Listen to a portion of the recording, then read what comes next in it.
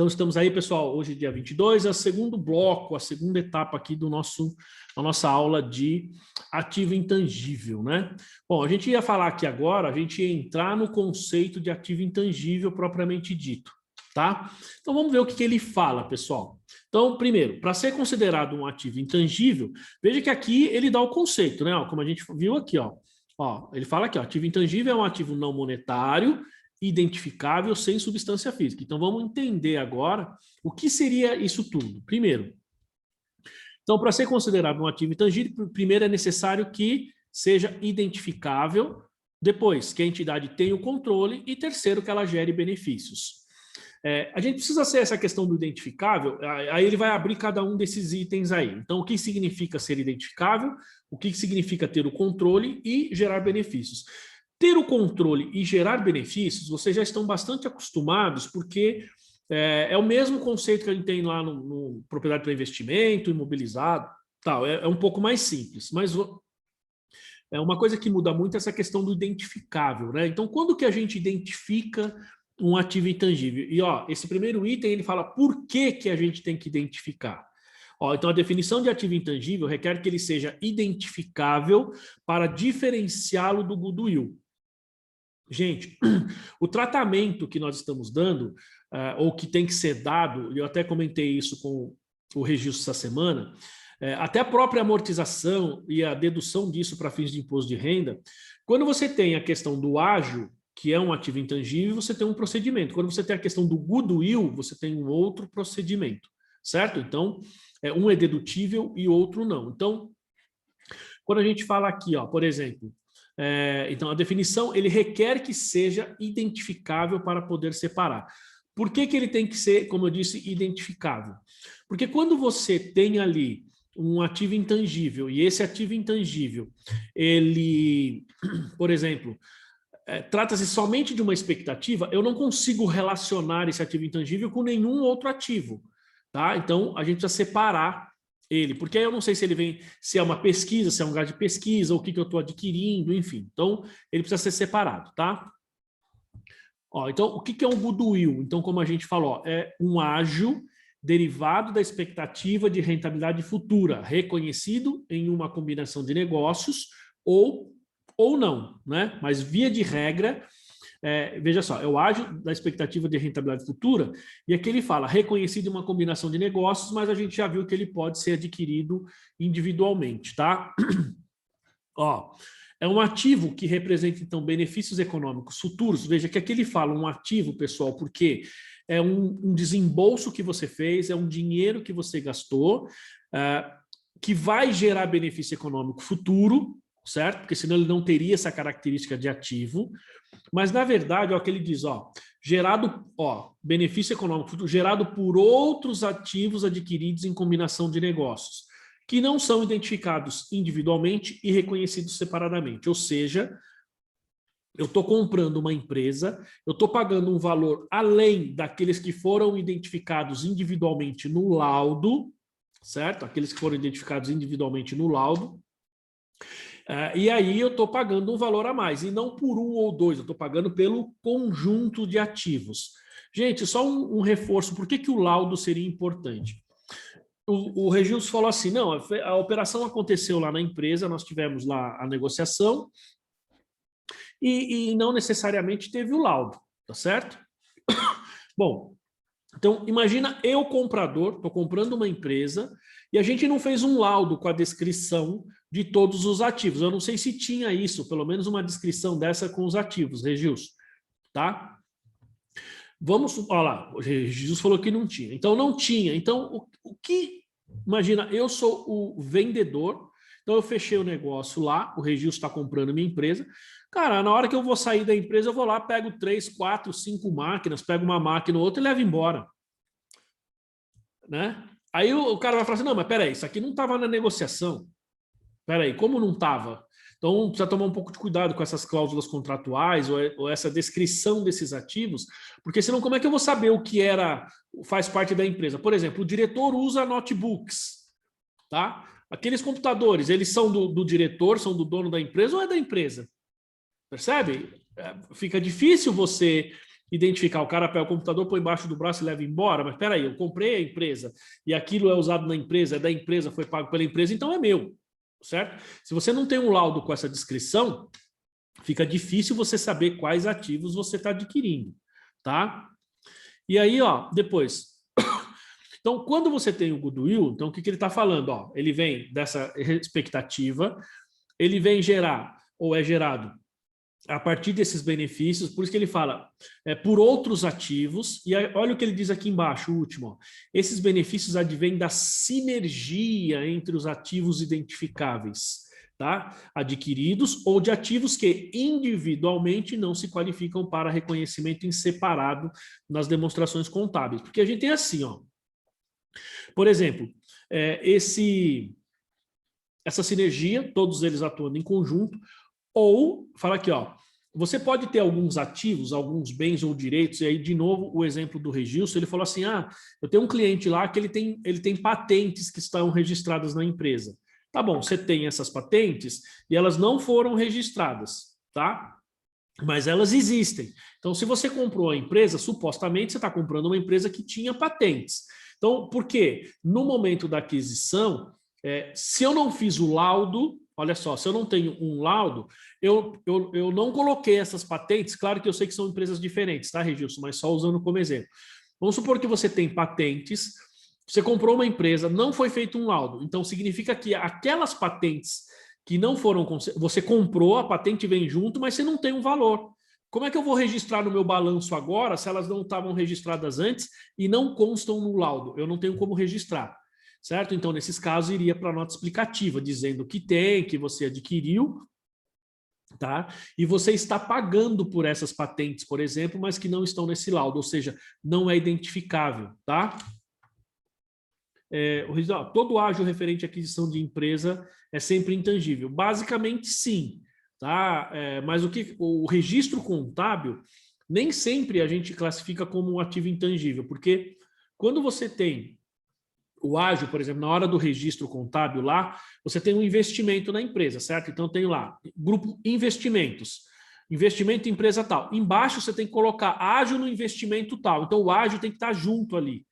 Você não necessariamente, a não ser que você queira registrar no grupo intangível, mas normalmente a gente acaba registrando junto com a própria conta do investimento. O que você registraria lá no grupo de ativo intangível seria o goodwill, né? Normalmente a gente faz assim, você vai colocar investimento 10 mil, ágio 2 mil, e se teve lá algum tipo de intangível, você colocaria ele desculpa, se você teve algum tipo de goodwill, esse goodwill seria ágio. Por quê? Desculpa, lá no grupo intangível. Por quê? Porque ele não se relaciona com nenhum outro ativo. Então, quando você tem um ágio que ele se relaciona especificamente com um ativo, ele é identificável, então você lança junto. Não na mesma conta, tá? Tem que ser uma conta separada, mas junto, no mesmo grupo, né? Se você fez isso, como você está falando, então fez certinho, tá? Ó, então, veja só. Aqui a gente vai falar, então, da identificação, gente. Primeiro, um ativo intangível é identificável quando, primeiro, ele é separável. Ou seja, puder ser separado da entidade e vendido, transferido, licenciado, alugado, trocado, individualmente ou junto com um contrato, ativo ou passivo relacionado, independente da intenção de uso pela entidade, tá? Essa é uma característica aqui embaixo, ou resultado de direitos contratuais ou direitos legais, independentemente de tais direitos serem transferíveis ou separáveis da entidade. Então, primeira coisa, para que ele seja identificado, pessoal, ele tem que ser separável, tá? Bom, eu estou usando aqui com vocês um notebook novo que eu comprei recentemente, tá? Bom, este notebook aqui, ele veio basicamente com o Windows. Eu já detonei o Windows original dele, porque eu troquei o SSD, tive que formatar, né? Ele veio com um SSD, um HD de 1 terabyte, eu coloquei um SSD de 540, acho que é 500, enfim, é muito mais rápido, né? Vocês sabem disso. Então, não tem nem comparação. Um você liga, ele liga em 30 segundos, o outro demora 3 minutos para ligar. Bom, o fato, né? O fato é que a gente tem aqui a seguinte situação, né? Vejam só, eu tinha um Windows lá, né? O Windows vem com a máquina, tal, acho que tem até o código aqui. Mas veja, quando eu for registrar esse computador, eu vou registrar. Digam se o meu registro está certo, tá? Vou debitar aqui imobilizado computadores valor X e software valor Y, né? Direito de uso lá. Posso fazer isso? Não. O Edu já falou que não, então já fiz errado aí. Por que eu não posso? Professor, eu quando recebo imobilizado lá, eu mando tudo para computador. Eles não passam lá o Windows para ativar. Mas por quê? Não é um software, pessoal? Não é um ativo intangível? Professor, mas na nota fiscal não tem a abertura do valor do software. Ele já está compondo o valor do produto já. Exato, olha só. Ele não funciona sozinho, né? Seria aquele caso de mesma coisa do... seria o Windows, né? O pacote Office. Eu não consigo registrar sozinho. Não é separável. Sozinho. Não, calma lá, Daiane. Você deu um passo a mais aí, hein? Né? Por exemplo, o Windows ele já vem na máquina. E o pacote Office? Eu assino o pacote Office aqui. Eu assino aquele Office... Agora é Office... Antes era Office 365, agora é um outro nome. BR Office. Acho que é isso daí. Agora eu assino esse daí, é um ano lá, né? Enfim, que eu posso colocar em 5 máquinas. Eu tenho 1 tera aqui de... Como é que chama? De Google OneDrive e tal, né? Mas aí eu vejo são coisas diferentes, olha só. Voltando. Vamos muita calma nessa hora. Então, ó, um ativo intangível, primeiro ele é separável. Então, esse caso do computador, eu tenho aqui a máquina em si e tenho o software. O software está ligado a esta máquina. Eu não consigo vender esse software individualmente, certo? Eu não consigo fazer isso. Eu falo, peraí, professor, mas o senhor acabou de falar que trocou? Sim. Eu fiz errado, tá certo? Por quê? Porque o HD original, ele deveria ter ficado com o Windows original ali e o outro Windows que estava no outro HD. Só que eu então fiz para não falar besteira aqui, eu fiz coisa errada, né? Errada no sentido de que eu errei na hora de colocar, porque eu pensei que o outro Windows que eu ia colocar, que já estava no outro HD, que também era original, que eu ia colocar, ele ia reconhecer direto e não aconteceu. Então, foi um erro de TI aqui que eu não consegui arrumar, eu tive que formatar o HD. Claro, eu tinha todas as informações separadas, tal, não pedi nenhuma informação, mas tive que formatar o HD e reinstalar o Windows. Muito bem. Professor, mas o software, nesse caso aí, quando você compra aí por 1 ano, ele também não é nem seu ativo, né? Porque ele é uma despesa antecipada. Porque você compra a licença de uso. Ele não é seu. Então, mas vamos lá. Aí a gente tem o seguinte, vamos lá, por partes. Faz sentido o que você está falando, Alex, mas vamos pensar nisso, né? Então, no caso do software aqui, junto com o computador, tá claro o conceito? Ele não é ativo intangível, porque ele não é separável. Eu não consigo separar ele. Né? Puder ser separado da entidade, vendido, transferido, licenciado, eu não consigo fazer isso. Ele faz parte, certo? Agora, o Office, Alex, olha o que ele diz aqui. Alex e Daiane. Resultar de direitos contratuais ou outros direitos legais. Independentemente de tais direitos serem transferíveis ou separáveis da entidade ou de outros direitos de obrigação. Então, quando eu compro o Office, você concorda que eu estou adquirindo o direito de uso? É um contrato que eu tenho por 1 ano?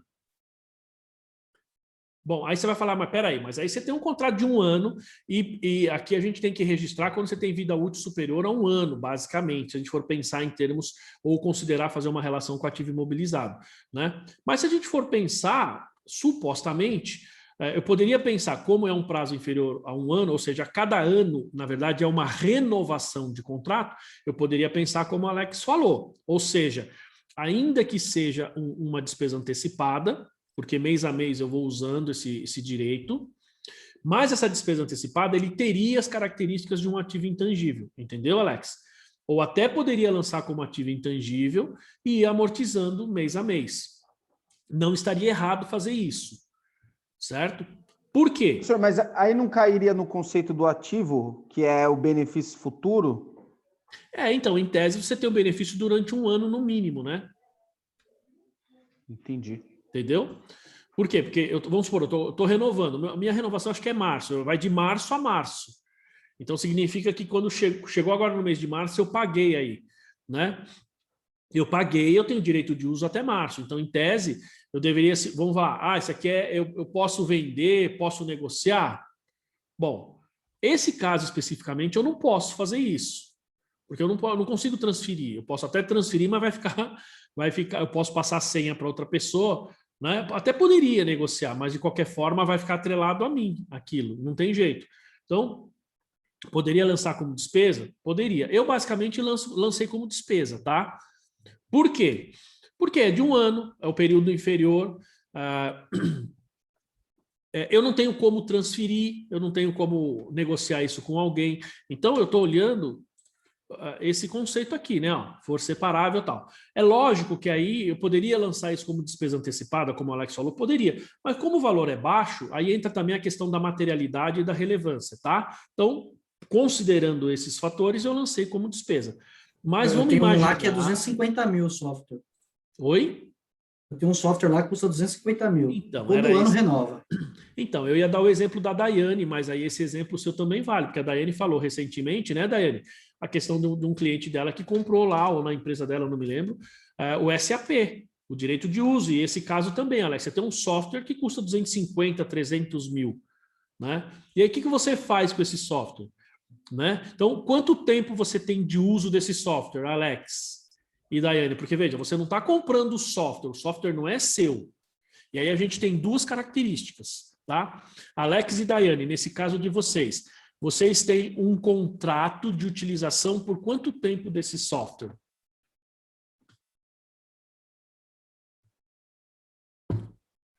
Vocês sabem, mais ou menos?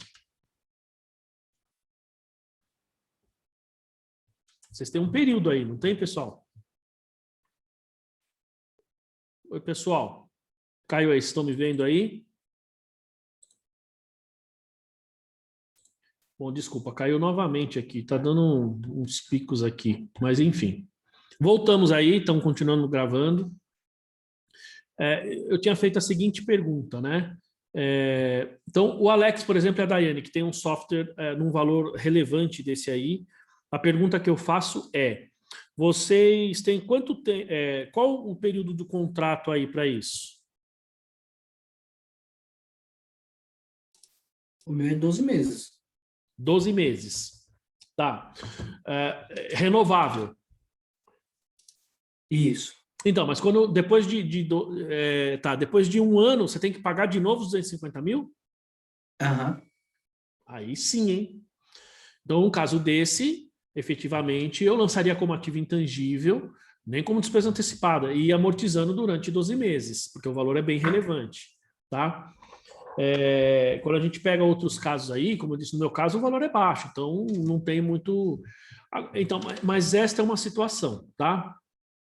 Imaginem a outra situação, que é o caso, por exemplo, que aqui no escritório eu assino, uma parte de vocês aí assinam também, por exemplo, eu assino o Contimatic aqui. Tem gente que assina lá o domínio, enfim, uma série de outros softwares, tá certo? Eu pergunto, como eu devo registrar esta assinatura que eu tenho desses contratos, desses softwares?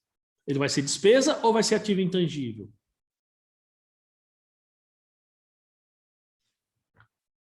Como é que é, Edu? Você falou aí? Ele é bem baratinho, né? O Contimatic, acho que é despesa. 800 pau por mês. Não, então não é. Não é tão barato assim, não. Não, porque tem uma versãozinha lá que é a Lite, lá, né? Se tem 10 clientes, baratinho. Não sei o quê, aí é bem barato. Então, mas nesse caso, veja, eu não tenho direito de uso do software. Eu não estou adquirindo direito de uso. Eu vou usando mês a mês. E aí, como a Lilian falou, nesse caso eu devo reconhecer como despesa. É a mensalidade, né? Mensalidade, exatamente. Porque se eu não pagar no mês seguinte, eles cortam o meu acesso e acabou. É diferente do Office, por exemplo, que eu compro lá e tenho um ano de uso. Por exemplo, a plataforma que eu adquiri aqui, eu estou pagando ela, acho que fiz em 4 vezes, eu tenho direito de uso de um ano. Daqui a um ano eu renovo. Certo? Não é uma coisa que eu tenho que ficar mês a mês pagando, como o caso da Contimatic. Então, no caso da Contimatic, como a Lilian colocou, é despesa, não tenho que se falar em ativo intangível. Tá? No outro caso, até poderia lançar essa plataforma como ativo intangível. Aí eu tenho direito de uso, né? Como é de um ano só, caberia mais a gente lançar, como o Alex falou, como despesa antecipada do que ativo intangível, tá? Professor, mas eu me apeguei numa coisa ali que ele fala no texto, que é ser transferível. Então, exato, né? Exatamente, você tem razão. Se for separado, ele pode ser vendido, transferido, licenciado, alugado ou trocado. Então, se eu não posso transferir, ele não é um ativo a princípio intangível. é despesa, isso mesmo. Uma despesa. É que quando ele fala isso, por exemplo, ele fala da marca. Então, veja só. Vamos supor, essa marca Pocoperts que vocês estão vendo aqui. Eu consigo vender essa marca sem vender a empresa? Consigo, não consigo? Então, isso é transferível. Ela é identificável, eu consigo identificar ela e consigo transferir se for o caso. A gente vai ver um pouquinho mais para frente, ele vai dar um exemplo de, por exemplo... Ou licenciar também, né, que fala ali. Ou licenciar, exatamente, como é o caso do McDonald's, por exemplo, você paga royalties, né? Pega um caso... Professor, um caso que aconteceu recentemente, a Magazine Luiza, a Centauro adquiriu a Nike. Então, exato. Né? Ou você tem, Alex, inclusive, por exemplo, um item que ele vai falar mais para frente, que é a questão de, por exemplo, você poder aterrissar, né, o direito de aterrissagem, por exemplo. Então, eu vou criar uma linha, uma rota aérea, sei lá, daqui para Curitiba, né? Para a Darlene poder vir estudar aqui presencialmente. Aí sim, hein? Então, fazer essa rota aqui. Então, para que eu possa ter o avião aqui parado no aeroporto ou pousar, e mesmo lá, né, eu preciso de autorização. E isso é um direito, embora seja uma concessão do governo, é um ativo intangível, basicamente. Então, eu posso vender essa negociação, eu posso fazer uma negociação, ele é separável da minha empresa? Sim. Eu posso ter uma companhia aérea e eu tenho vários desses direitos. Mas eu não vou operar mais determinada rota. Então, claro que depende da lei e tal, mas de repente eu posso transferir esse direito para outra pessoa. Então, esses são, digamos, características transferíveis. Se ele não for transferível, como a gente fala aqui, então ele não deve ser classificado como ativo intangível. Então, nesse aspecto, o Alex tem razão. Ó. Ele tem que ser separável, e o separável significa que ele pode ser vendido, transferido, licenciado, alugado e tal. Então, quando eu compro o Office, especificamente para mim, está no meu nome, eu consigo revender? Bom, a não ser que eu faça um acordo de gaveta com a outra pessoa. Mas eu não consigo pegar oficialmente via Microsoft e transferir isso para outra pessoa. Não dá para fazer, tá? E aí ele fala desses direitos contratuais, que também seria basicamente a mesma coisa, tá? Cai no mesmo critério. Tá claro aqui o que é identificável, pessoal? A gente vai ter alguns exemplos um pouquinho mais para frente, mas ficou claro? Quando é identificável, transferível? Ficou? Só dá um joinha aí para eu saber. Beleza? Então tá bom. Muito bem, muito bem. Vou só fazer uma mudança aqui, porque a gente está... Bom, vamos lá, continuando aqui. Então, a gente tem aqui, ó.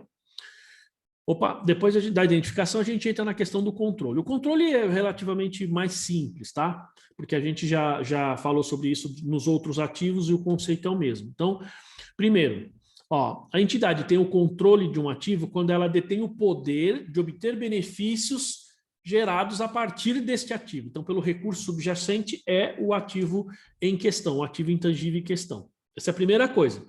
Se você tem o poder, né, de gerar benefício por meio daquele ativo, então significa que você tem o controle. Primeira característica. A segunda, você restringir o acesso de terceiros a esses benefícios.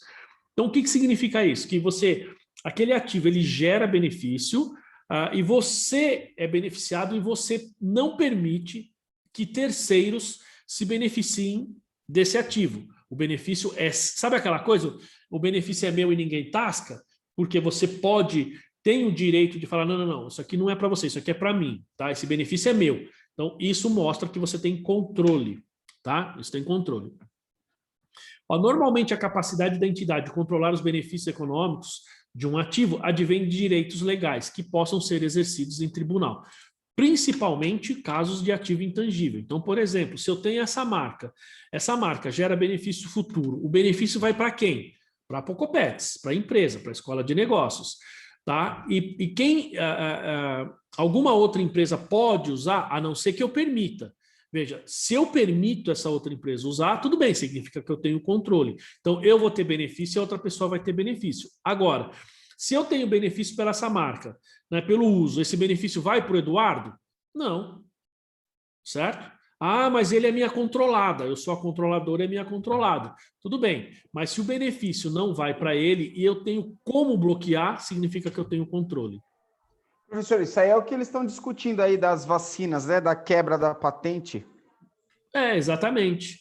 Né? Porque o que acontece? Quando você tem essa quebra de patentes, o que vai acontecer? Eles vão falar assim, então... Eu, empresa, olha só, eu fico meio na dúvida, né? Se a gente deveria, do ponto de vista humanitário, eu acho que não deveria ter patente, mas do ponto de vista empresarial, eu acho que deveria ter. Então, a gente fica meio dividido, né? Porque você pega uma empresa farmacêutica, gastou um tempão, milhões, imagina uma empresa, é lógico que agora nós estamos falando de uma situação de pandemia, que é um pouco diferente, mas imagina uma empresa que está há 10, 15 anos pesquisando um medicamento sobre o câncer. Aí a pessoa tem a cura, descobriu a cura do câncer. Imagina assim, a importância de um remédio, de uma vacina, de um, sei lá, desse tipo. Tá certo? Imagina o benefício que isso vai gerar para a população. Mas você, empresário, você, empresa, gastou milhões de reais, de dólares fazendo uma pesquisa dessa. E aí, quando você finaliza, o governo fala: não, agora todo mundo pode fabricar. Entende? Vocês concordam que fica um negócio Professor, meio... você tá ouvindo o Reinaldo Azevedo, hein, meu? Ele estava discutindo isso aí, né? Essa né? semana. Então, mas ele provavelmente ele é a favor de quebrar patente, não é? Ele deu esse mesmo exemplo. Ele é contra a quebra de patente porque você espanta os pesquisadores que gastam fortunas, mas nesse caso de pandemia, é a favor. Eu não gosto muito do Reinaldo Azevedo, não, mas... Bom, nesse caso, você vê que a gente está até Somos dois. Aí, né? Oi? Somos dois. Você também não gosta, Alex? Eu não gosto muito dos comentários dele, não, enfim. Já foi bom. Mas o fato, né, é que, assim, você concorda que isso aconteceu com a quebra no Viagra, quando teve o Viagra... Os remédios da AIDS, professor. Oi? Os remédios da AIDS.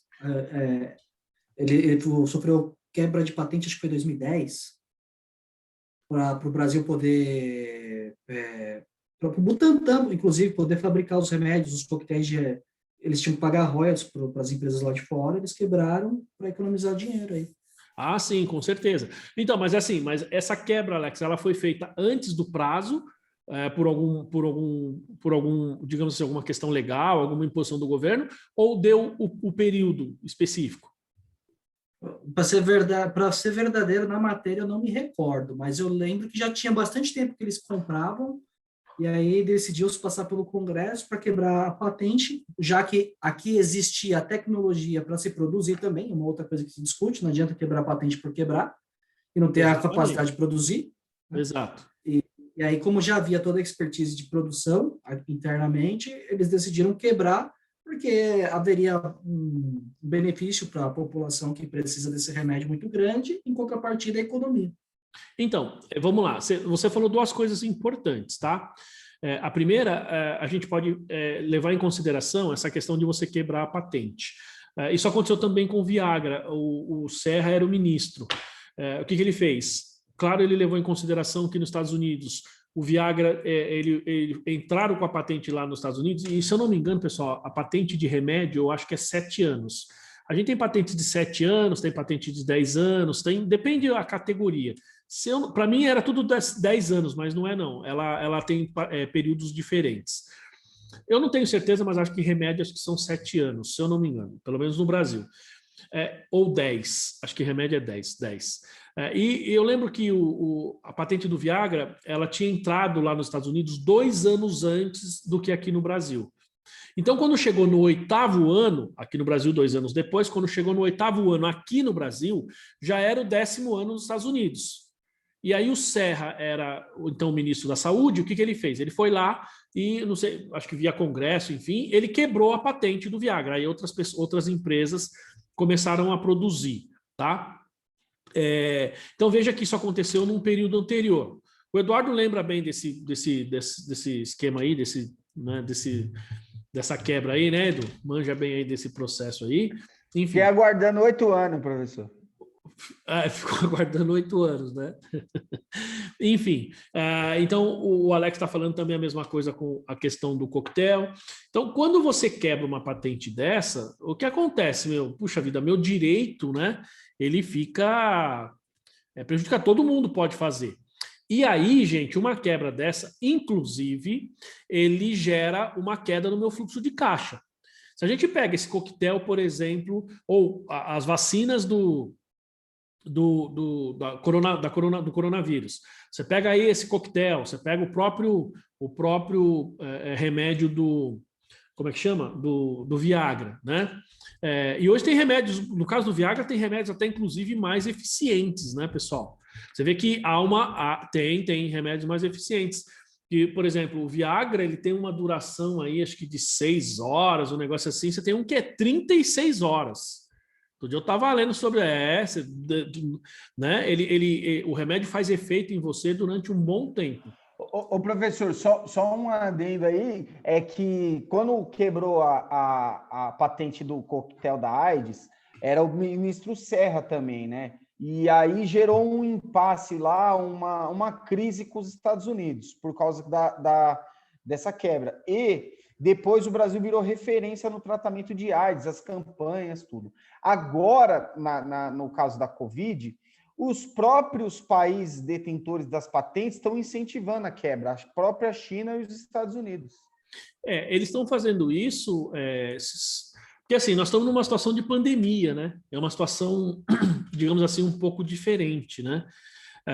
E eu ouvi um especialista falando que esta é a primeira pandemia que a gente tem no mundo.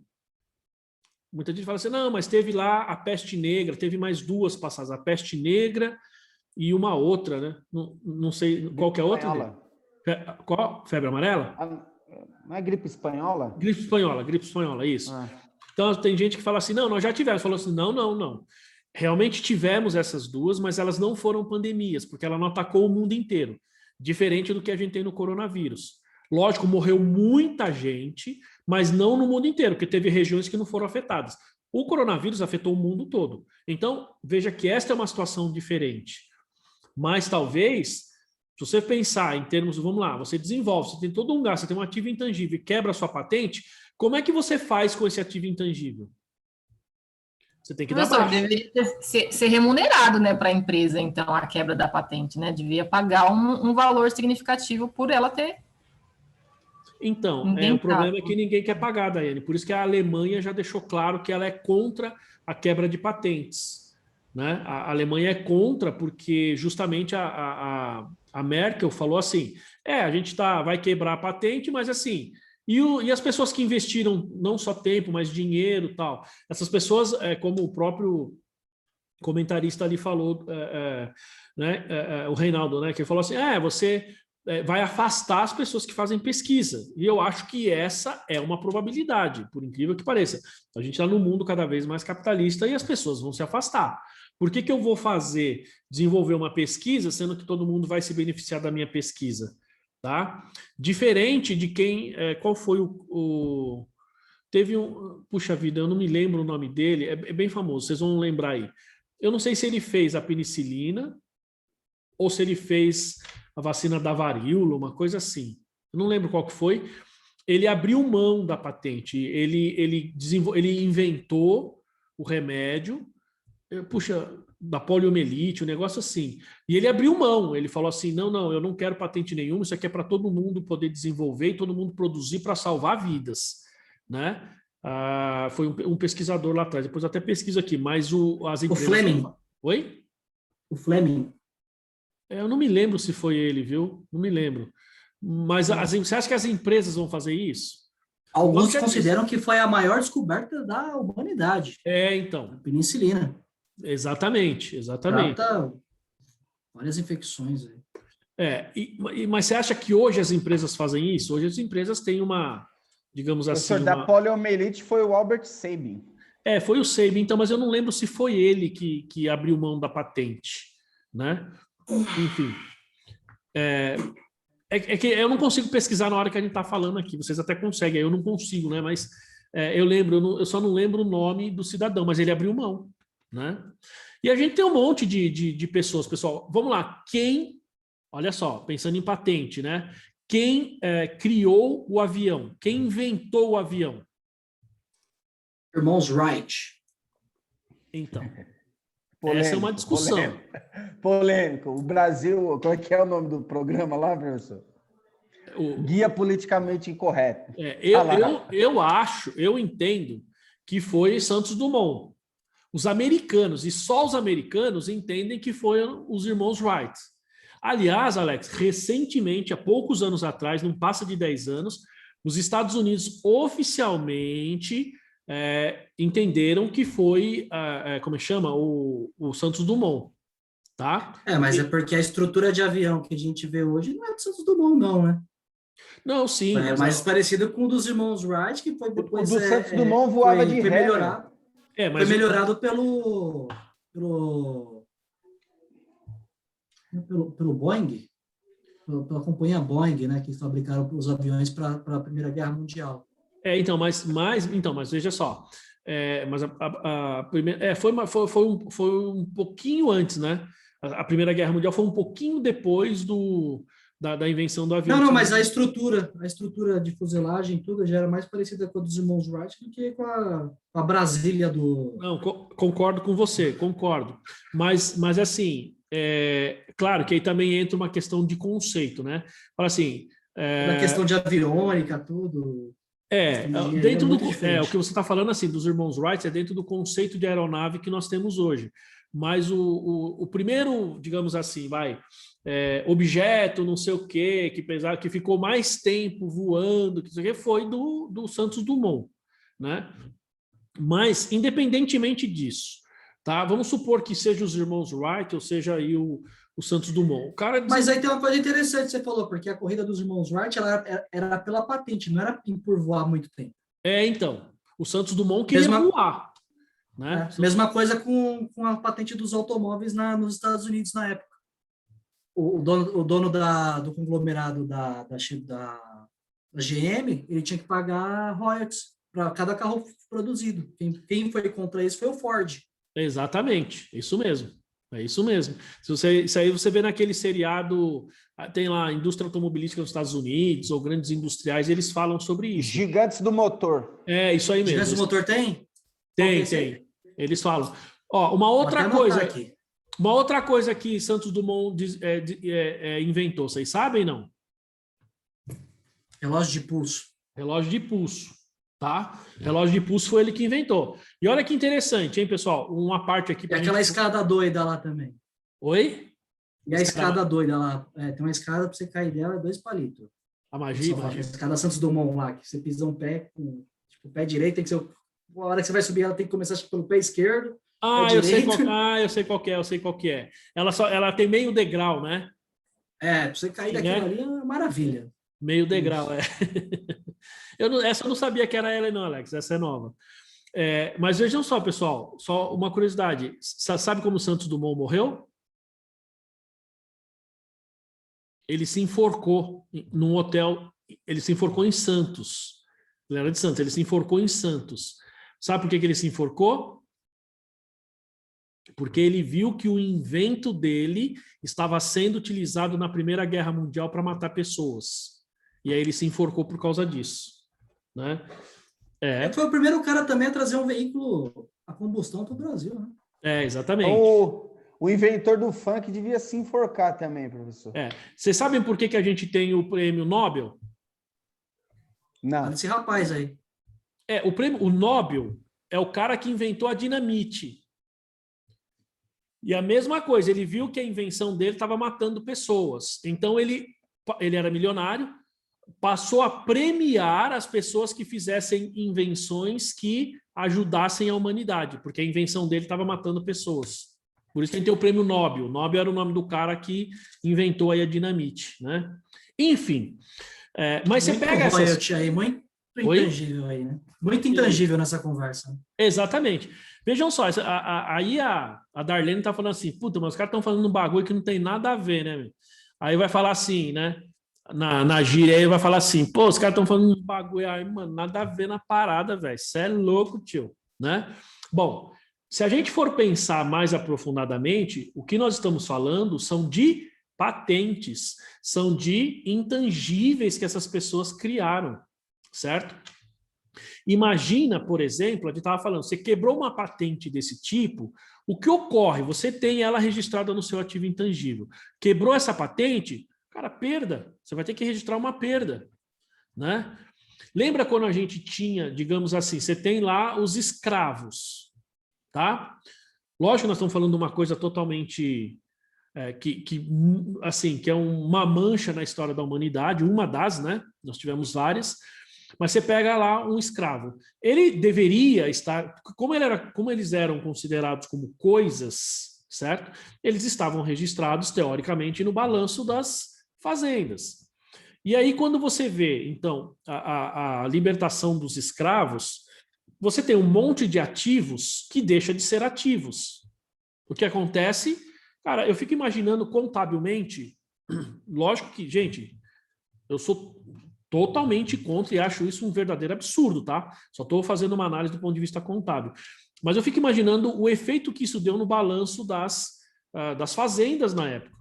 Imagina, teve uma perda enorme, porque você tem um monte de ativos, porque você tinha que comprar esses escravos, tal, e depois, né? É lógico que, embora tenha todo um aspecto político, a princesa Isabel não fez isso porque ela era boazinha, ela não fez isso para ajudar os negros, ela fez isso por uma questão política, isso está lá registrado no politicamente correto, incorreto, né? Então isso é muito claro, mas fez uma coisa boa pelo menos, né? Em partes. Porque você quebrou, tirou, fez com que as pessoas não deixassem de ser escravos, mas não deu suporte para elas depois. E aí a gente tem um monte de problema social hoje que vem dessa época, né? O mesmo não acontece no Oriente Médio, pessoal. E lá as pessoas eram escravas. Os judeus, eles tinham escravos. E por que lá não tem o mesmo problema que aqui? Porque a escravidão no Velho Testamento é diferente da escravidão que nós temos ou que nós tivemos atualmente, sabiam? O conceito de escravidão era um pouco diferente. Mas vamos voltar aqui, tá? Então isso tudo, pessoal, é a questão do controle, tá? Então se eu consigo controlar determinado ativo, gera benefício, esse benefício é meu, então automaticamente é meu ativo. Se quebra uma patente, né, eu perco o controle, porque eu não consigo mais restringir o acesso de terceiros a esse benefício. Por que registrar uma marca, registrar uma patente é importante? Porque esse registro, ele te dá o controle, ou seja, ele faz com que você vá restringir o acesso de terceiros aos benefícios desses ativos, tá? Por isso que a gente tem o INPI aí, tá? E, bom, e outra coisa, ele fala aqui que normalmente a gente consegue identificar o controle quando você pode questionar isso no tribunal. Então, por exemplo, se o cara quebrou a patente, eu vou questionar o direito de uso no tribunal? Não posso mais, eu não tenho como questionar. Por quê? Porque a lei diz que qualquer um pode fazer. Então, você não tem mais o controle, consequentemente, você não teria mais o ativo e muito provavelmente você deveria reconhecer talvez uma perda, tá? E aí a gente entra o benefício futuro, que, gente, o benefício futuro, olha só, então ele pode incluir receita de vendas, diretamente vendas, redução de custo ou outros benefícios, tá? Quando a gente tem, é muito comum nós termos o hábito aí de pensar em benefício futuro, a gente pensar simplesmente na receita que vai ser gerada. Mas não, a gente pode ter um benefício que reduza custo. Então, veja só, vamos pensar no lucro. O meu lucro aumenta quando eu gero mais receita ou quando eu diminuo o meu custo. Na diminuição de custo, o meu lucro também aumenta se a minha receita se manter, certo? Então, eu posso criar ativos, não que eu vou vender, mas que eu possa reduzir custo, tá certo? Então, isso faz com que esses ativos estejam ou se caracterizem aí com a geração de benefício futuro, consequentemente, eu atenderia os 3 itens, tá? Quais são esses 3 itens? Vou voltar aqui rapidinho, ó. a gente teria que ter um ativo intangível, nós teríamos aqui... opa, eu passei, tem que voltar um pouquinho. Nossa, eu queria mostrar isso aqui, ó. Ele tem que ser identificável e que a empresa detém o controle e que vai gerar benefício futuro, tá certo? Então, ele tem a identificação, como nós vimos, tá? O controle e a questão do benefício futuro. Tá claro até aí, pessoal? Dúvidas? Bom, eu falo isso porque eu não considero necessariamente esse CPC tão fácil assim. Esse aqui é um CPC, digamos, teórico e tal, mas ele, na prática, a gente tem que fazer aí, exercer uma série de julgamentos para fazer o registro contábil dele, tá? Nem sempre é tão simples assim. A gente sempre, isso aqui é um ativo intangível. Nem sempre isso é muito claro para nós, tá? Bom, então vamos ver como é então que a gente faz o reconhecimento, como é que a gente registra. Aqui ele vai falar, a primeira coisa, pessoal, o reconhecimento do intangível exige que a entidade demonstre que, primeiro, ele atende o conceito de ativo intangível, seja identificável, você tem o controle que vai gerar benefício econômico futuro, tá? E que seja um item não monetário, tá? Bom, aí ele está aqui os critérios de reconhecimento. Ele tem que atender os critérios de reconhecimento que está aqui embaixo. Isso aqui é o mesmo que a gente tem para o imobilizado, para o estoque, ou seja, isso aqui esse critério de reconhecimento é para todos os ativos. Primeiro, que seja provável que vai gerar benefício econômico futuro e que esses benefícios vão fluir para a entidade. Então, primeira característica para que eu possa reconhecer um ativo intangível. Depois, o custo possa ser mensurado com segurança. Então, quando eu venho aqui, estou falando dessa minha marca aqui, beleza, pode gerar benefício futuro? Sim, com certeza vai gerar, se Deus quiser, com a graça de Deus. Agora, qual é o custo que eu tive para gerar? Eu não consigo mensurar. Então, quando você tem uma empresa, até comentei com a Daiane outro dia, a questão do software, tá? Eu adquiro um direito de uso de software, vou lá, compro uma licença.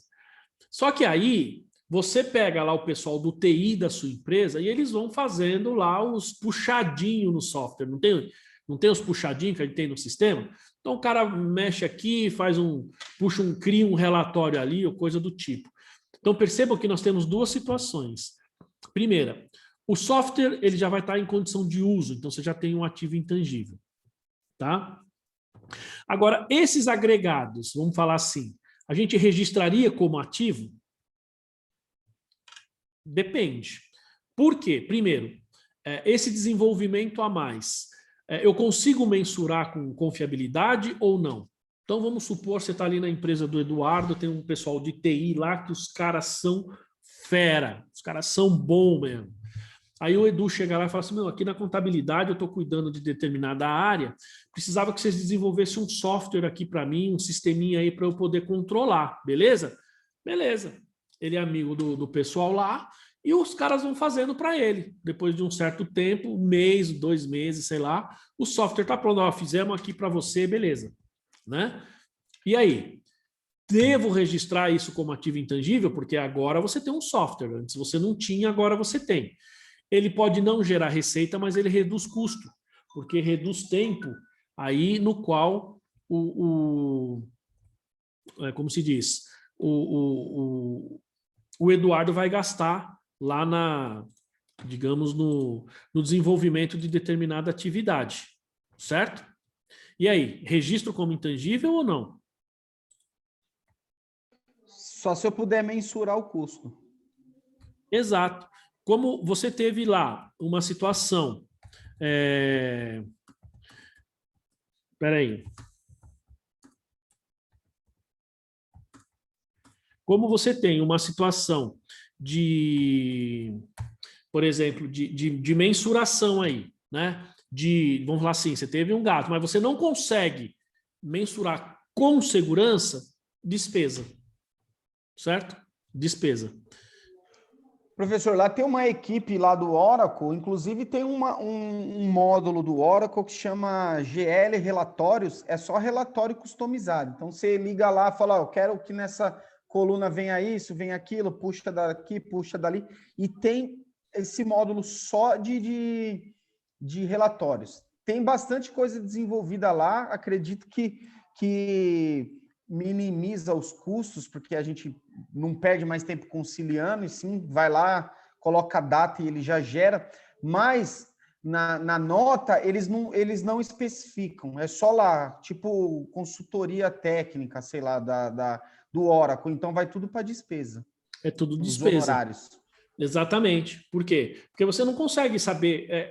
Nesse caso, entraria o conceito daquilo que a gente chama de, por exemplo, você tem uma melhoria no sistema e você tem uma mudança, digamos, considerável. O que significa isso?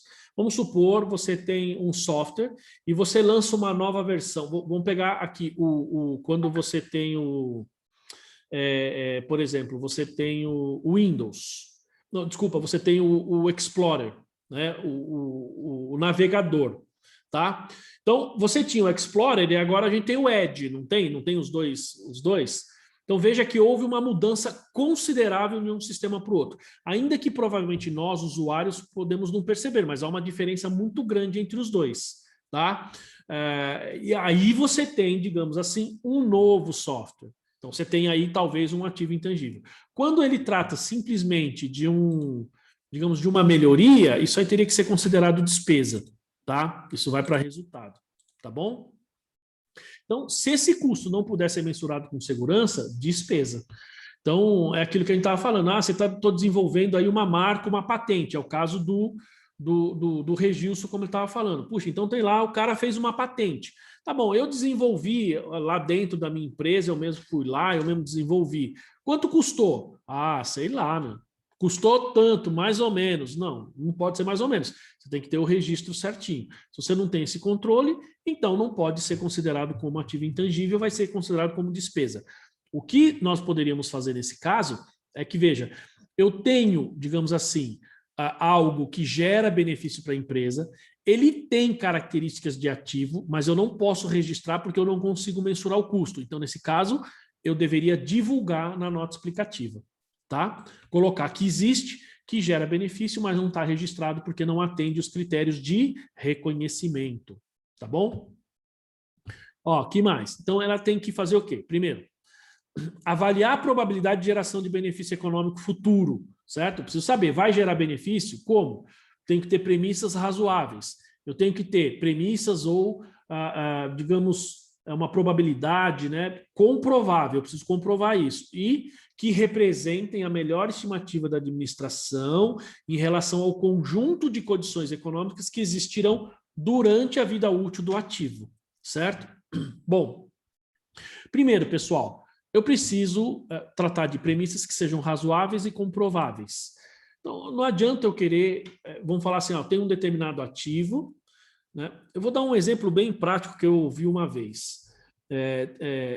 Teve um cidadão, um físico, ganhou o prêmio Nobel, né, de física. E aquele cidadão, naquele momento, eu não sei que ano, faz bastante tempo, ele foi entrevistado. Depois que ele foi entrevistado, o cara perguntou assim para ele: pô, fulano, você ganhou o prêmio Nobel, tal. Que bom, que legal, tal. Para que serve isso aí que você inventou? O cara falou, não serve para nada. Aí o repórter falou, como assim? Você ganhou o prêmio Nobel e não serve para nada? Ele falou, a minha pesquisa tem valor, mas não tem, como é que chama? A gente tem valor e... Puxa vida, foi me faltar a palavra bem agora. Falou assim, ele tem valor, desculpa, tem mérito, mas não tem valor, tá? Mérito e valor. Ele falou assim, mas como assim? Ele falou, não, tem mérito porque é um negócio totalmente inovador, tal. Que ele estava falando na época de você ter lá o acelerador de partículas. Na verdade, é assim, ele falou assim, isso é uma questão teórica que a gente não consegue comprovar na prática. Então, ela tem mérito por estar escrito, pelo pensamento, tudo, mas não tem valor porque eu não consigo testar. Tá certo? E aí, para ele testar, hoje ele já, depois de um tempo, né, quando criou lá o acelerador de partículas, acho que todo mundo deve saber, o maior está lá na França, se não me engano, é aquele negócio circular, tal, né? Ele consegue colidir lá, acho que os átomos, não sei, e ele faz pequenas pode gerar, inclusive, pequenas explosões atômicas, tal, né? Simular, né? Enfim, quer dizer, simular não, fazer pequenas mesmo, né? Enfim, aí ele não ele falou, ó, naquele momento não tinha. Ele conseguia fazer uma parte, mas não tinha outra. Então, veja, como é que eu vou, digamos, lançar isso daí se eu não tenho premissas razoáveis ou comprováveis? Eu não consigo comprovar. Né? Se você não consegue comprovar, talvez as suas premissas podem até ser razoáveis, mas posso não comprovar. Quando a gente fala, então aí nós estamos falando do termo de comprovação. Quando a gente fala de premissa razoável, gente, pensa uma pessoa que vai abrir uma empresa. Então, é muito comum. Então, a Márcia vai abrir o escritório dela, ela vai falar assim, não, faz um plano de negócios e diz assim, daqui 3 anos, daqui 5 anos, eu vou estar rica, vou estar ganhando muito dinheiro, certo? Como que você vai estar ganhando muito dinheiro com um escritório de contabilidade em 3 ou 5 anos? Não que a gente não possa ficar rico com o escritório de contabilidade. Eu conheço vários, quer dizer, conheço não, já ouvi falar de vários casos que as pessoas ficaram ricas, mas não é a grande maioria, tá? Mas a gente tem essa tendência, tá? Por quê? Porque normalmente a gente, por ser um negócio pessoal, por ser algo que a gente tem ali o sentimento, está envolvido, a gente muitas vezes faz premissas que não são razoáveis. Eu não sei se eu contei para vocês, eu coordenava um projeto na faculdade, na época na Universidade de São Judas, e tinha lá uma disciplina que os alunos tinham que apresentar um projeto, como é que se diz? Um projeto de empreendedorismo. E teve umas alunas que fizeram um projeto que elas iam vender brigadeiro. Tá? Brigadeiro, pessoal, brigadeiro. Estava logo começando essa coisa de vender brigadeiro, tá? Hoje a gente vê alguns carrinhos, umas bicicletas, aí, alguns estantes. Estava logo no comecinho disso, e elas falaram, nós vamos vender brigadeiro gourmet. Tá bom. Aonde? Lá no Imbu. Não sei quem conhece a feira do Imbu, né? Vai ser lá na feira do Imbu. Pessoal, o faturamento dela, a estimativa de faturamento em 3, 4 anos era algo em torno de 3, 4 milhões. Falei, até eu vou vender brigadeiro, então. Né? Porque, veja, podia até ser comprovável aquilo, mas não era viável, as premissas não eram verdadeiras.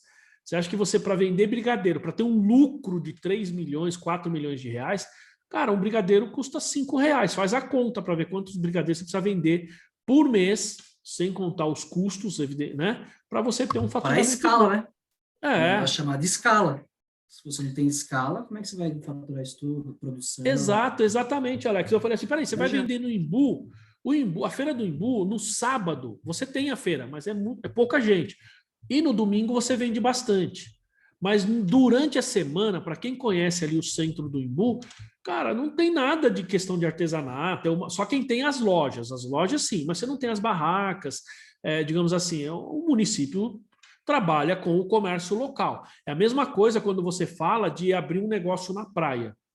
Vou abrir um negócio lá na Praia Grande, beleza. Eu já conversei isso com a minha esposa várias vezes, na Praia Grande ou Mongaguá, porque né, eu vou sempre e tal. Aliás, sem ser semana que vem na outra, quando a gente não tiver aula, a gente vai e tal.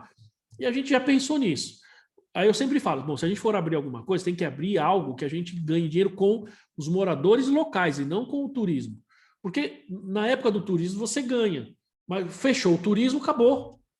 Não é assim que funciona? Então você vê os quiosques, o pessoal ganha na época do quiosque, na época da temporada. Fora da temporada, a renda cai muito. Então, não adianta eu achar ou fazer um projeto pegando uma premissa de que o meu faturamento vai ser crescente sempre. Não dá. Essas premissas não são verdadeiras e, consequentemente, elas não seriam nem razoáveis e, consequentemente, você não geraria aquele benefício. Então, essa probabilidade não existiria e aí eu não deveria reconhecer um ativo intangível, tá? Pensando em marca, pessoal, em patente, às vezes a gente comete esse tipo de erro, tá? E mesma coisa, a própria questão da estimativa da administração, ele fala em relação ao conjunto de condições econômicas durante a vida útil do ativo. Como é que vai ser daqui para frente? Então, aquele ativo hoje, como é que ele vai estar daqui 5 anos? Nós estamos falando de tecnologia, só que daqui 3 anos, cara, você tem um monte de concorrente. Você tem que lembrar que quando você lança um produto, tá? Se você não patenteou, não tem ali, pouco tempo depois tem gente que está fazendo igual ou melhor. É o caso que eu citei do Viagra aí, né? Estou falando porque você tem um remédio que foi acusado no começo de ter alguns efeitos, como a gente chama, efeitos colaterais e tal, e hoje você tem um outro, acho que mais de um, inclusive, que ele tem um efeito maior e com menos efeitos colaterais. Eu estava lendo sobre digamos, o efeito que isso gera nas pessoas, né? E é diferente. Então, se você pega um produto tecnológico, por exemplo, né, mudando, saindo do medicamento, indo para uma área tecnológica, você lançou um produto tecnológico hoje. Cara, se você não tem isso patenteado ou coisa do tipo, daqui 3 meses vai ter um chinês copiando e fazendo igual ou melhor. Né? Como que o japonês faz? O pessoal fala, não, o japonês é muito mais inteligente. Não, o japonês, o que ele faz? Tá bom, Darlene. Legal. Hoje eu já vou começar a publicar, então obrigado aí pela presença e vou te mandar lá, então, como a gente tinha combinado até segunda-feira de manhã, tá? Então, funciona assim, ó, eu faço lá o meu registro e beleza, ninguém pode usar, mas depois que passou um certo tempo, eu vou usar aquele negócio, todo mundo vai fazer, todo mundo vai efetivamente usar, né? E aí a gente tem aí determinados produtos que você lança hoje, amanhã já tem gente fazendo produtos melhores, né? Tem vários aí, tem vários produtos nesse sentido, né? Vários itens que a gente pode fazer, né? E cair. Desculpa, é que veio uma mensagem aqui para mim, eu pensei que era alguma coisa relacionada aí, mas não é. Caí, fui enganado aqui, mas tudo bem. Bom, enfim. Voltando aqui, ó. Então, esses são os itens para reconhecimento, tá? Ó, outra coisa. Então, a gente, para fazer tudo isso que eu estou falando, a gente tem que ter o julgamento, para avaliar o grau de certeza relacionado ao fluxo de benefícios econômicos futuros, com base nas evidências disponíveis do reconhecimento inicial, dando maior peso às evidências externas. Porque senão a gente cai aqui, ó, como a gente está falando aqui, ó. Então, o que representa é a melhor estimativa. Mas o que eu estou falando? Você vai lançar o produto hoje, amanhã já tem um cara produzindo talvez melhor que você. E aí a gente cria uma expectativa de que eu vou ganhar muito dinheiro, e não, isso não acontece, tá? Ó, outra coisa, para o reconhecimento de um ativo intangível, ele tem que ser reconhecido pelo valor de custo. O reconhecimento inicial é valor de custo, tá? Não é valor justo nem nada disso, valor de custo, certo? Bom, tá claro até aí, pessoal? Eu desembestei falar agora no final. Tem uma hora que eu dou umas engatadas, o negócio vai que vai, né? Bom, vejam aqui que ele fala, de novo, essa questão aqui do... Olha só, da aquisição separada, tá? Então, a gente vai ter aquisição separada, depois aquisição em conjunto, né? Que a gente vai ver. Então, ó, o que é uma aquisição separada quando a gente fala de ativo intangível? Essa aquisição separada, então, é quando a empresa adquire um ativo intangível separadamente, ou seja, não por meio de combinação de negócios. Então, eu vou lá, eu compro uma marca, eu compro uma patente, como o Alex falou, eu vou lá e compro um projeto, tá? Então, quando você está fazendo isso, é como eu dei o exemplo da Diageo comprando a marca Ipioca. Ela comprou a cachaça Ipioca, né? Não a empresa, mas a marca, o produto. Então, é uma aquisição separada. Ó, o preço pago neste intangível normalmente reflete a expectativa sobre a probabilidade dos benefícios econômicos futuros esperados incorporados no ativo sejam gerados a seu favor. Lógico, se eu estou comprando... Gente, a gente tem duas formas, ou muitas vezes, situações nas quais a gente compra alguns ativos, tá? De forma separada. Veja que ele diz que eu só posso reconhecer se for gerar benefício econômico futuro, tá certo? Muitas vezes as empresas compram esses ativos com a finalidade de fechar a empresa, de não usar mais aquela marca. Já viram situações? Alguém sabe de algum caso assim, não? A gente tem, por exemplo, a marca Colinos. A Coca-Cola. A Coca-Cola faz isso. Compra um monte de concorrente aí. Aquele refrigerante muito antigo, Simba. Você nem ouviu mais falar. A Coca-Cola comprou, tirou do mercado para não concorrer com o Quat ou com o Taí, que era deles. Agora, ela só não fez isso com o refrigerante Jesus, né? Se não me engano, lá no, acho que é no Pará, não é isso? Vai mexer com Jesus, mano? Exatamente. Não quis mexer com Jesus. Não me leve a mal, todo perdão da palavra, viu, Jesus? Mas é ruim pra cara. Eu não entendi como é que é. Jesus é ruim pra caramba. Viu? É ruim? Eu nunca tomei. É ruim. É ruim, também não curti É um não, gosto viu? de canela com açúcar. Meu Deus. É horrível. Zoado. Ah, é?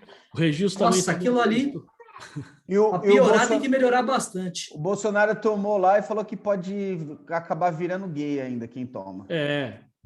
Bom, nada a ver, né? Enfim, é porque rosinha. parece que é porque meio é rosa, rosinha, né? Parece Eu que lembro é disso meio daí. rosa. Né? Enfim.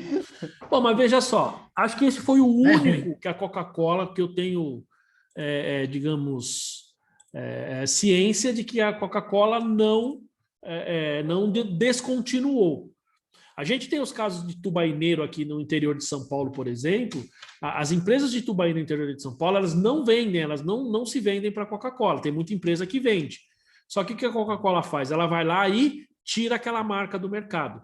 Mas aí eu estou fazendo uma aquisição separada e então, a Dolly, ela não comprou, Márcia, porque o dono da Dolly, acho que é Codonho o sobrenome dele, ele não quis vender, porque os caras tentaram de todo jeito.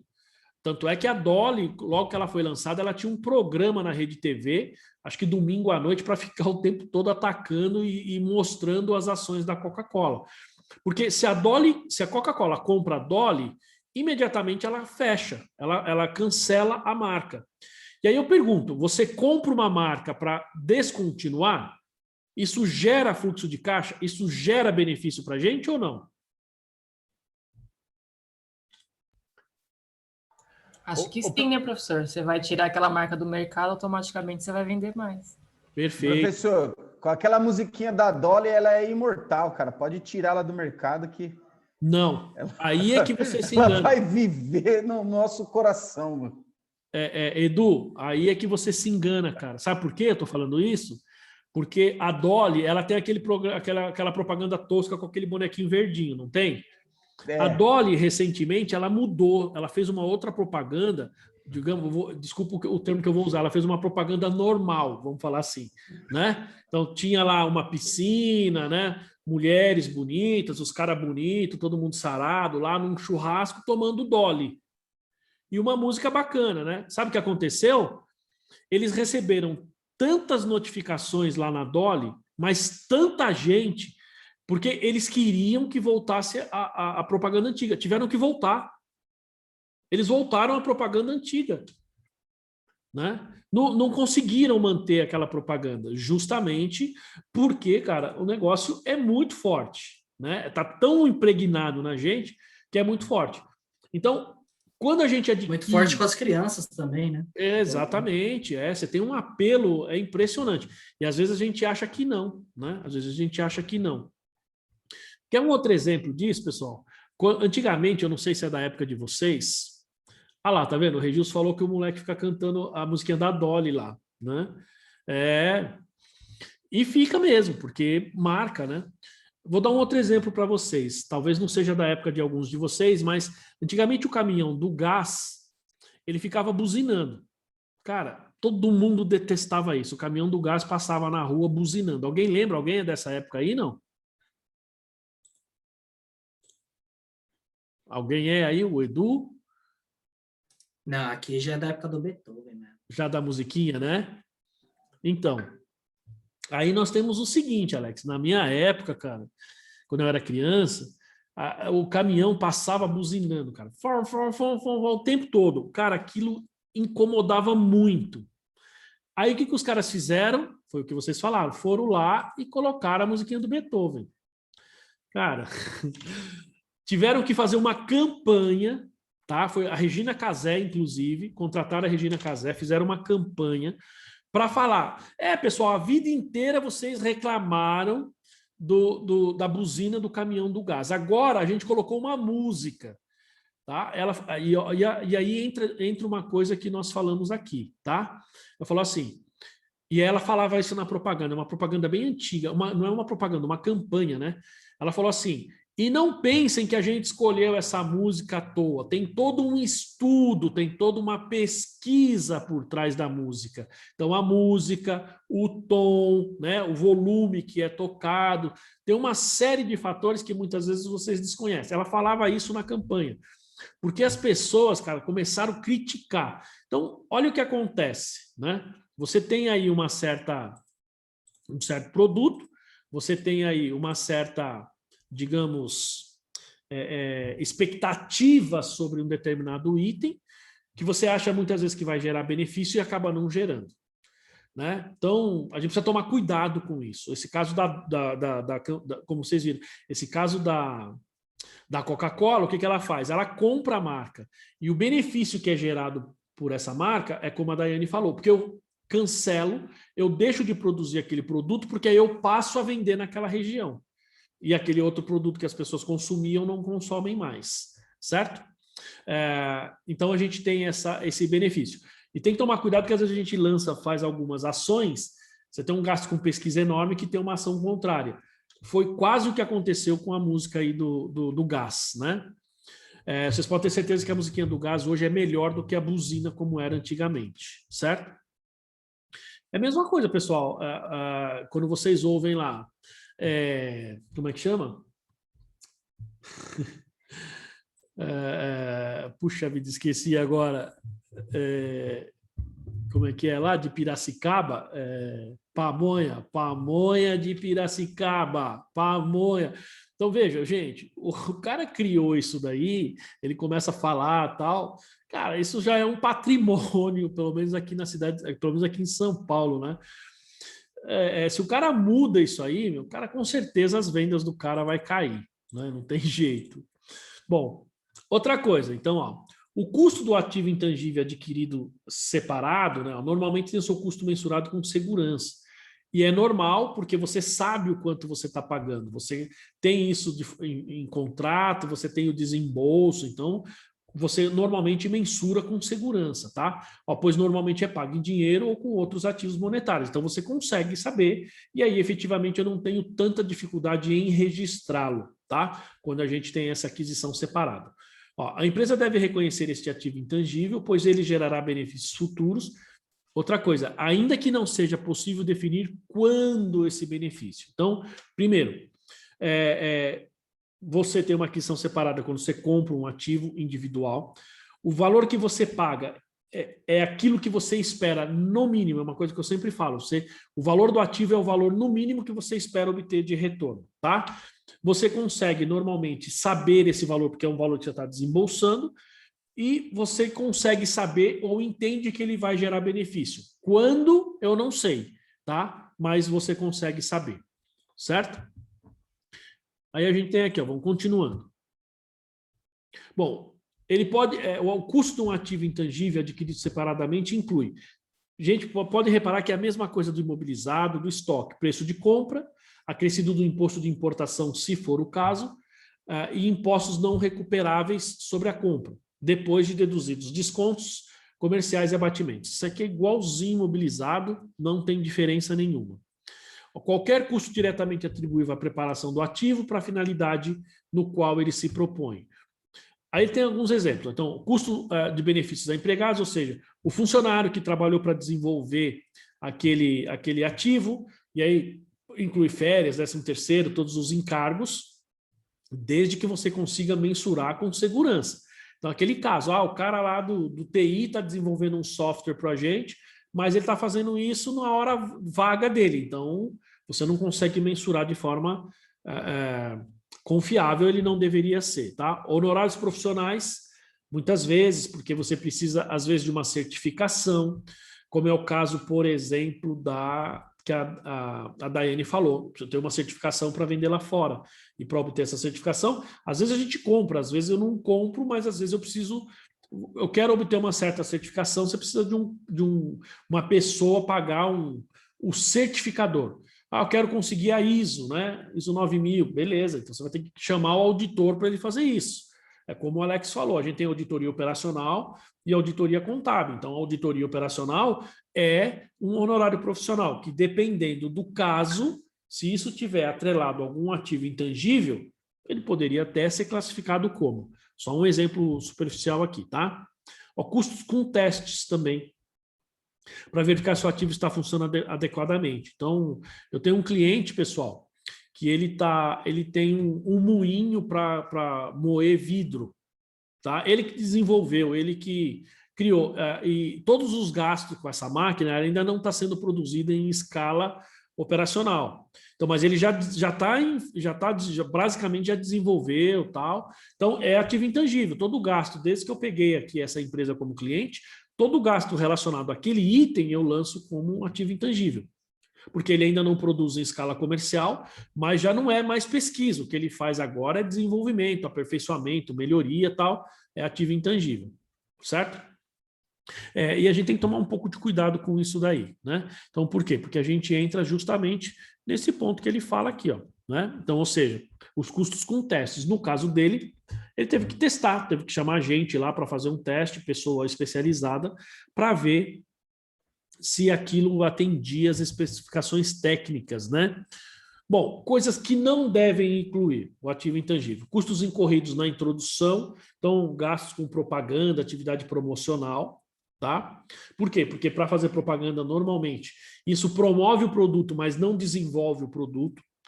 Custo de transferências da atividade para um novo local ou para uma nova categoria de clientes. Então, eu estou no endereço tal, vou para o endereço X. Isso não tem nada a ver com ativo intangível. Eu estou mudando por exemplo, a minha característica de cliente. Então, se alguém conheceu aí a Trevisan, por exemplo, claramente ela passou por um processo desse, hoje já até mudou de novo. Ela tinha um público X que ela atendia lá no centro. As pessoas não falaram isso oficialmente, mas foi uma percepção dos professores. Então, o que eu estou falando aqui não é oficial, é uma percepção, né? Eu estava lá na Trevisan, inicialmente ela tinha um público X ali na Bela Sintra, na Paulista, basicamente atendia auditores, depois ela ampliou tal, e saiu da Bela Sintra e foi lá para a região ali no centro, ali perto da, como é que chama? Da Avenida Tiradentes, né? Ali na Estação Armênia do metrô. Puxa, ali caiu, o pessoal, isso percepção das pessoas. O nível caiu, né? Ela deixou de atender somente auditores, aí passou a atender... Aí depois, agora, recentemente, alguns anos para trás aqui, 2018, 2019, ela mudou para Berrini, certo? Então, houve uma mudança total. A Berrini, pessoal, quem não tem carro, difícil chegar, quem não tem condição própria. Porque ou você chega só de trem, você não tem metrô, ônibus é um sufoco para chegar lá. Então, houve uma mudança. E as pessoas falam, não, houve uma mudança de vamos falar assim, de cliente. A gente está buscando um novo cliente. A gente percebe isso quando você tem, por exemplo, isso é uma percepção minha também, o chocolate Hershey's. Chocolate Hershey's, antigamente, pessoal, ele era um chocolate caríssimo, né? Um chocolate, acho que se não me engano, em inglês e tal. Hoje você compra o Hershey's aí mais barato do que qualquer outro chocolate qualquer. Então há uma mudança de público aí, né? E para fazer muitas vezes essa mudança, você tem gastos adicionais, porque você vai se recolocar no mercado, é uma recolocação. Para vocês terem uma ideia, pessoal, a Fiat, uma vez eu fui visitar a Volkswagen lá na Argentina, né? Eu levei lá alunos, nós fomos lá com 19 alunos, né? Alunos e alunas, para fazer uma visita. E uma das nossas visitas técnicas lá a gente podia a qualquer hora fazer uma dessa daí também, né? Fazer uma rodada dessa daí, pegar os alunos, fazer uma viagem técnica. Lá nós fomos no Banco do Brasil, fomos numa universidade, fomos no Porto, né? E fomos na Volkswagen. E um gestor lá da Volkswagen, que nos atendeu, ele falou assim, você veja o caso da Fiat. A Fiat no Brasil, ela é posicionada entre uma das primeiras montadoras. Tá sempre entre ali as 3, 4 melhores. Aqui na Argentina, a Fiat está lá em 7º, 8º, 10º lugar. Por quê? É um posicionamento de mercado. Então, quando você faz essa reposição, quando você faz essa recolocação no mercado, você vai mudar o público, você tem um gasto enorme com relação a isso, né? Porque você precisa fazer propaganda e tal. E esses custos não devem ser considerados como ativo intangível, tá? Custos administrativos, despesa para abertura, para controle, enfim. Custos incorridos também. Isso aqui a gente falou em propriedade para investimento, pessoal, vocês vão lembrar do exemplo do hotel. né? Você tem um ativo, ele pode operar na sua capacidade máxima, 100%, mas ele ainda não atinge essa capacidade. Então, digamos assim, aquilo que você deixa de ganhar, não devo considerar como custo, tá? E mesma coisa os prejuízos operacionais no início desses ativos. Então, esses casos aí não devem ser considerados como ativo intangível, tá? E aqui a gente tem, só ver uma coisinha aqui, tá? Só vamos finalizar isso aqui, tá, pessoal?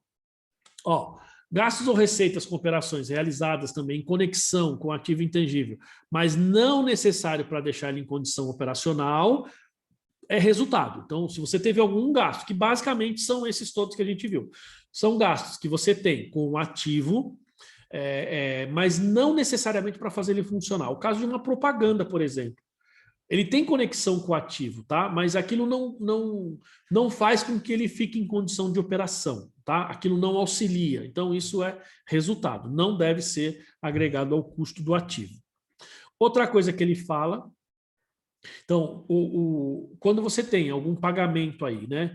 Que ele fala que vai exceder os prazos normais de crédito, ou seja, vai ter juros nessa operação, então a diferença é despesa financeira, despesa com juros. Porque veja só, ó, então o prazo de pagamento for exceder os prazos normais, o seu custo é o equivalente ao preço à vista. Então, o ativo intangível é o equivalente ao valor à vista. Qualquer coisa a mais, despesa financeira. A não ser, tá certo? Como ele fala, se passível de capitalização, custo financeiro diretamente identificável do ativo, que é o que nós temos no CPC 20, que nós vamos falar muito em breve sobre isso, tá? Então, aqui a gente termina a aquisição separada e aqui a gente entra na aquisição por combinação de negócios. Pessoal, mas nosso horário aí faltam 2 minutinhos. E pergunta, tudo bem, gente, até aqui? Fácil? Não? Professor, eu ia fazer uma pergunta aí, meio boba, mas... deixa eu fazer Diga lá. No caso de uma criação, sei lá, um exemplo que vem à minha cabeça agora aqui, de uma empresa de propaganda, de publicidade. Ela cria e desenvolve a campanha. Então, aquilo ali tudo vai ser custo para ela? Não vai ser um custo. Custo. Mesmo que seja uma criação dela, ela consegue custo. mensurar o valor? Não, porque, veja só, você está numa agência de publicidade, eu contrato você, Alex. O que você faz, aí a Lilian pode nos responder. Estou falando isso porque ela trabalha com relações públicas, mas muitas vezes às vezes as agências de publicidade e relação pública tem muito a ver, né? Por exemplo, eu trabalhei numa agência que a gente fazia relações públicas, publicidade e propaganda, mas relações públicas principalmente, eu não sei se a Lilian conhece, a Jeffrey Group, já ouviu falar, Lilian? Que é bem uma empresa de PR, né? Conhece a Jeffrey Group? Sim, já ouvi falar. Então, eu fui controller lá, uma empresa americana, tá? Eu fui controller dessa empresa. E a gente tinha PR, né, que é relações públicas, Public Relationship, e tinha a questão de publicidade. Qualquer propaganda, qualquer coisa que nós fazíamos, veja, para nós é custo. Por quê? Porque, na verdade, eu estou sendo contratado para desenvolver uma campanha ou alguma coisa para o cliente. Então, para nós é custo. Porque a minha receita está atrelada à geração da campanha. Então, tenho a receita, nesse caso, custo. Acho que você deve ter perguntado, Alex, porque, por exemplo, eu desenvolvi, então isso poderia ser meu ativo intangível? É nesse sentido que você perguntou, não? Porque como eu desenvolvi, consigo mensurar os custos, consigo criar, ter um controle em cima de tudo isso, dependendo da campanha que você cria, ela tem tanta... Ela tem uma... Como é que eu posso dizer? Ela cria uma memória afetiva tão grande nas pessoas que aquilo gera um valor. Porque agora, atualmente, tem uma questão que eu estou acompanhando, que é novo, que as pessoas estão vendendo posts que elas criaram no YouTube. O primeiro vídeo que foi postado no YouTube foi vendido por um valor absurdo. O primeiro post do Twitter foi vendido por um valor absurdo. Então, isso acaba gerando um direito ali que eu criei, né? Mas mesmo que seja para um terceiro. Era nesse sentido que eu estava pensando. Não, então, mas veja bem. Então, eu que criei a campanha, para mim é custo, porque eu criei a campanha para você, certo? Então, para mim é custo. Agora, vamos supor que eu tenho a minha agência de publicidade, o Alex me pediu aí, sei lá, eu desenvolvi uma campanha para você. Você foi lá e lançou essa campanha. Aí você vende isso. Ah, o primeiro vídeo lançado, não sei o que e tal. Eu vou lá e compro. Então, para mim, ali, né, eu tenho um ativo intangível, supostamente, porque eu estou adquirindo direito sobre aquele vídeo, supostamente. Claro, isso também, se a gente tiver o controle, entendeu, Alex? Porque a questão, eu acho que comprar essas coisas de internet, não sei, né? É bastante complicado, porque o que você tem? Imagina, eu estou comprando o primeiro post do Alex, que já é um youtuber famoso, tal, o primeiro post digamos, no YouTube, por exemplo, né? Ou lá como é que chama? No Instagram, ou no TikTok aí, que seja. Beleza. Só que você tem que pensar o seguinte, cara, quantas vezes isso já foi compartilhado? E outra, as pessoas vão ter que parar de compartilhar ou não? Porque se as pessoas continuarem compartilhando, significa que você não tem controle. E aí, para você, não poderia ser ativo. Entendeu? Não sei se você já ouviu falar, professor, da NFT. Já ouvi falar. Então, porque provavelmente a contabilidade ainda não está olhando para isso, mas é um ativo digital. Tudo bem, é intangível. Mas é um conceito novo que está vindo aí, né? Sim, esses são desafios que nós teremos no futuro. Talvez no futuro, Alex, a gente tenha que repensar essa questão do que é controle, certo? Porque é o seguinte, ou talvez reforçar mais ainda. Eu concordo com você que a gente tem esses ativos digitais, digamos assim, certo? Mas a gente tem controle disso? A empresa tem controle? Porque se você pagou um dinheiro enorme por aquilo, mas todo mundo continua compartilhando, enfim, não tem jeito. A não ser que só você, hoje, pelo menos pensando do que diz as normas e que diz os conceitos hoje. Então, hoje, você só teria esse ativo se é você que controla, se é só você que tem esse benefício. Você não consegue restringir o benefício do terceiro, né? Perfeito, exatamente isso. Por quê? Porque as pessoas estão usando. Né? As pessoas estão usando. O que a gente tem muitas vezes é assim, você pega, então, às vezes o Supremo vai lá e fala assim, tem que tirar esse post, tem que tirar essa publicação aí. Claro, pensando no lado oposto. Beleza, você tira, mas as pessoas continuam, porque eu entendo assim, cara, sendo bem sincero, eu vejo assim, né?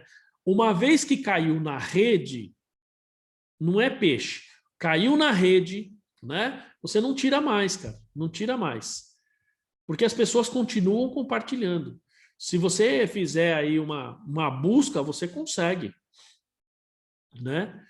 Enfim, mas que são, aí eu tenho que concordar com o Alex, e eu acho muito interessante isso, porque são desafios para o futuro. Alex, está aí uma live que a gente poderia fazer, né? Quais são os desafios contábeis para o futuro, né? E não simplesmente ficar falando, o desafio é que você tem que ser um contador, empreendedor, você tem que... Não, quais são os desafios de registro e reconhecimento contábil que nós temos no futuro, né?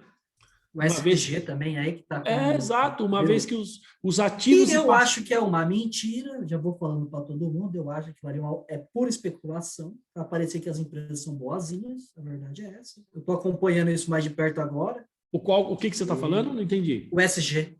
ESG. Tá.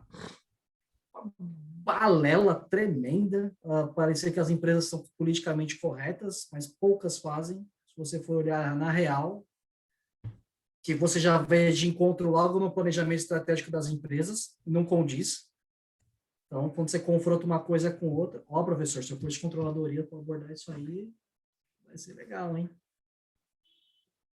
Mas é outra coisa que na contabilidade ainda a gente não tem muito esse controle. Qual que é o valor que o SD gera para a empresa? Exatamente.